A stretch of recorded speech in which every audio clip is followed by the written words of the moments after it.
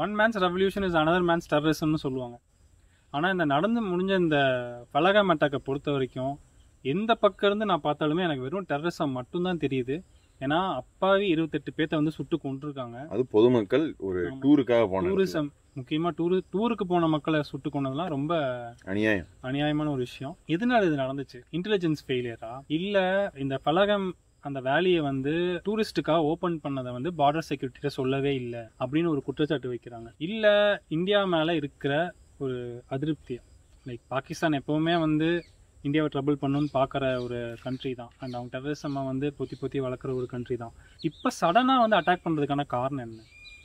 அப்புறம் முக்கியமான ஒரு விஷயத்த இந்த இடத்துல வந்து சொல்லணும். என்ன அப்படின்னா, மக்கள் வந்து இந்த இடத்துல இந்த சென்சிட்டிவான ஒரு சமாச்சாரத்தை வந்து ரொம்ப நல்லா ஹேண்டில் பண்ணியிருக்காங்க அப்படின்னு தான் சொல்லணும். ஏன்னா காஷ்மீருடைய பொருளாதாரம் வந்து பார்த்திங்கன்னா முற்றிலுமாக ஸ்தம்பிச்சு போயிருக்கு இந்த இடத்துல. அண்டு இறந்தவங்களுமே வந்து பார்த்திங்கன்னா அந்த ட்ராமா அப்படிங்கிறது வந்து சொல்லி மாளாது. அந்த மாதிரியான ஒரு சுச்சுவேஷனில் ஒரு கம்யூனல் ஹார்மனியை இது எங்கே குலைச்சிருமோ அப்படிங்கிற ஒரு பதற்றம் இருக்கும்போது அங்கே இருக்கிற மக்கள் வந்து ரொம்ப துரிதமாக ஸ்மார்ட்டாக இந்த விஷயத்த வந்து ஹேண்டில் பண்ணி அந்த மாதிரியான சமாச்சாரத்துக்கு இடம் கொடுக்காம கரெக்டாக ப்ரொபகேண்டா பண்ணக்கூடிய கோடி மீடியாவெல்லாம் வந்து அடையாளம் கண்டு அவங்களெல்லாம் வந்து சுவிட்ச் ஆஃப் பண்ணியிருக்காங்க. அதெல்லாம் வந்து பார்க்கும்போது ரொம்ப நெகிழ்ச்சியாக இருந்தது. ஆனால் இந்த மாதிரியான ஒரு சமாச்சாரம் அது இப்போ நடக்கிறது அப்படிங்கிறது வந்து பார்த்தீங்கன்னா அப்படின்னா பல கேள்விகளை எழுப்புது, பல சந்தேகங்களை எழுப்புது. என்ன மாதிரி கொஸ்டின்ஸ் வரும்? ஏன்னா மே 5 வந்து முக்கியமான ஹியரிங் இருக்குது.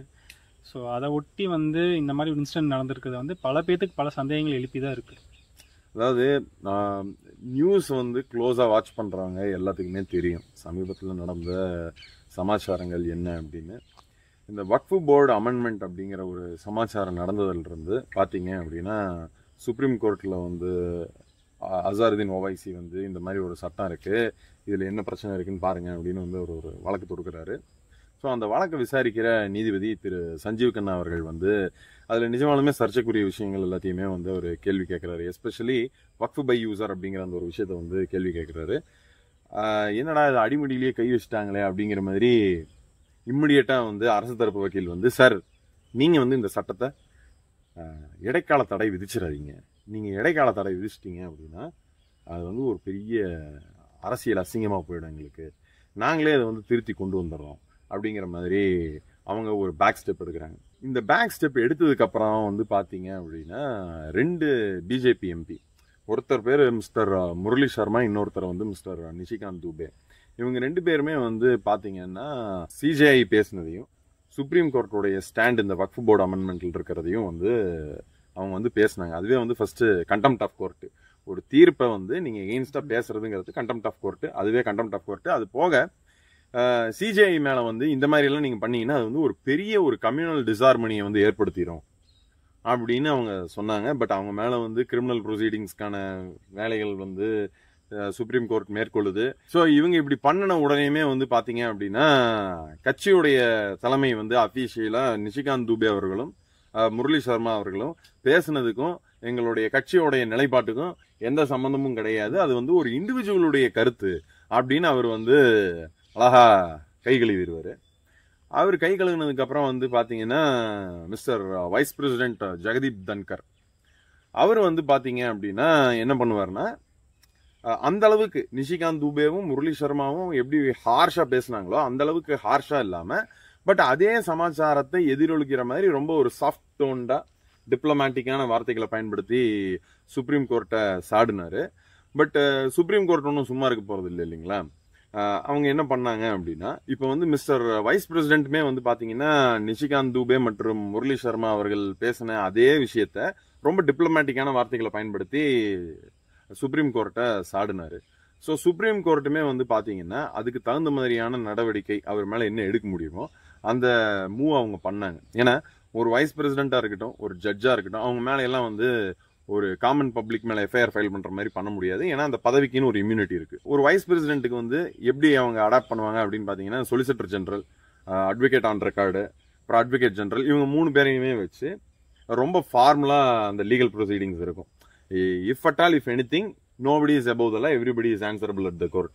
ஸோ அந்த மாதிரியான ஒரு கிடுக்குப்பிடிய அவங்களுக்கு போட்டிருந்தாங்க. அண்டு இந்த மாதிரியான சமாச்சாரங்கள்லாம் இப்படி இருக்கே அப்படிங்கிற மாதிரியான ஒரு அஃபிடவிட்டும் வந்து மிஸ்டர் பிரைம் மினிஸ்டருக்கு வந்து ஒரு நோட்டீஸையும் சர்வ் பண்ணியிருந்தாங்க. வித்தின் 6 days நீங்க வந்து இதுக்கு பதிலளிக்கணும் அப்படின்னு.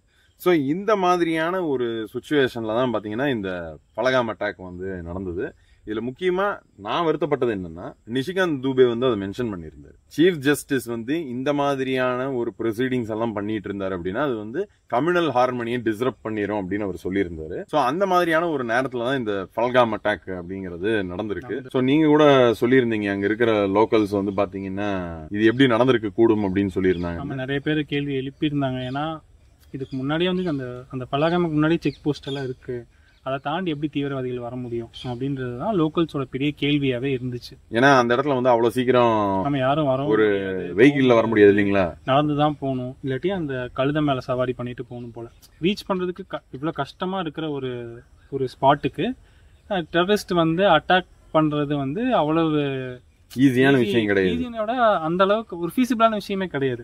ஏன்னா இப்ப அவ்வளவு கஷ்டப்பட்டு அங்க போய் அங்க யாரும் இல்ல அப்படின்னா அப்போ அங்க ஆள் இருக்காங்க அப்படின்றது தெரிஞ்சுதானே வந்திருக்காங்க. கண்டிப்பா. அதாவது டூரிஸ்ட் ஸ்பாட்டா ஓபன் பண்ணி விட்டது பார்டர் செக்யூரிட்டிக்கே தெரியல, டெரரிஸ்டுக்கு தெரிஞ்சிருக்கு அப்படின்னா அது ஒரு பெரிய கொஸ்டின் மார்க் தானே. கண்டிப்பா. இந்த இடத்துல வந்து இறந்தவர்களுக்கு நம்மளுடைய அனுதாபங்களை தெரிவிச்சு.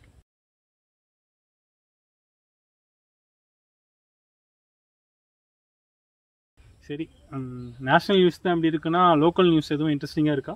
ரொம்ப நல்லா இன்ட்ரெஸ்டிங்கா இருக்கு. அதாவது இந்த ஜோசியம் ஜாதகம் இதெல்லாம் பாத்திருக்கீங்களா? பாத்திருக்கேன்.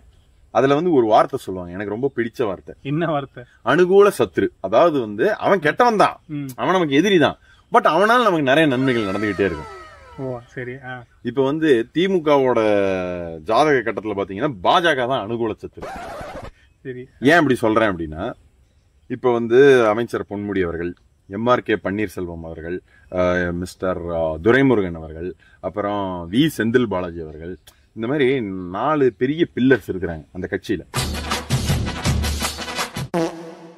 இந்த 4 பேருக்கு எப்படியாவது வெளியில தள்ளிட்டா கட்சி கொஞ்சம் கொஞ்சம் ரெஃப்ரெஷ் ஆகி ஒரு புது பொலிவு கிடைச்சிரும் அப்படிங்கிற ஒரு எண்ணத்துல முதல்வர் இருக்கும்போது தான் வந்துட்டேன் அப்படிங்கிற மாதிரி அவங்க மேல இருக்கிற அந்த கேஸை எல்லாம் ரீஃபர்பிஷ் பண்ணி ஃப்ரெஷ்ஷா வந்து சுப்ரீம் கோர்ட்ல ஹியரிங்க்கு பண்ணிருக்காங்க. இது பாக்குறதுக்கு நமக்கு எப்படி இருக்குன்னா, எப்பா மகராசா அங்குச்சாமி